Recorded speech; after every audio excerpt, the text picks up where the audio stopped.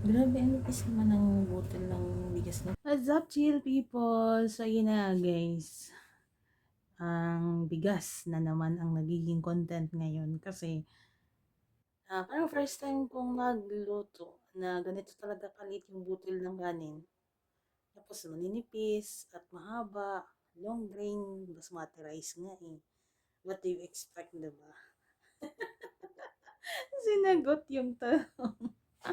Hindi, long grain nga. Talagang long grain nga siya, diba? Kung napansin ninyo. Dinahan-dahan ko siyang, ano tawag nun sa Tagalog, ng paghakot, paghakidon ba? Kung sa Ilonggo pa lang, ginahinihinay ko siya paghakid. Hakid. Guys, kayo na mag-adjust, no? Hindi naman ako kasi Siyempre, nag-aral naman tayo ng Tagalog. Pero may iba talaga na hindi mo talaga ma-remember na ba? Kaya sa English, hindi ko din alam. Ay, di research sa Google sana kasi hindi na ako nag-research eh. Asa intindihan nyo na lang, ginahinay ko gid siya paghakit kay ayaw kasi ng amo ko yung putol-putol na kanin. Gusto niya talaga, eh, di ba, mas maganda nga naman talaga. Pag habang kumakain, guys, yung daw hindi man nga linamutak ang imo nga ginakaon.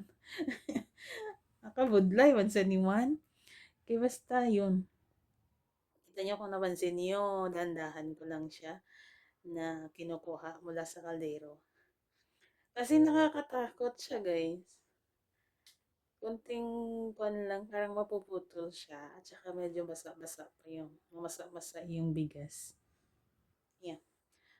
Pan kasi, may mantika kasi siya. Lagyan ko ng mantika din. Ganun talaga dito yung mantika. Then, konting asin. Hindi konti, dapat may lasa talaga eh. Para masarap.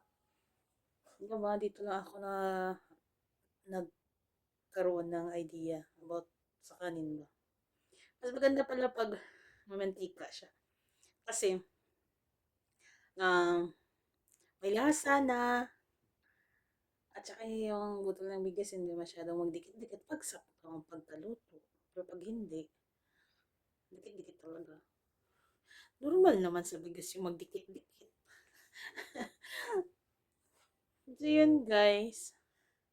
Wala lang, na-share ko lang talaga ito kasi namangha ako sa bigas ba. Kag content creator gid. Para may content ay di punggon lang gid ning obra ta ginsudlan ba. Wala lingaw kay basta malingaw ka, why not, diba? So yan lang guys. Thanks for watching.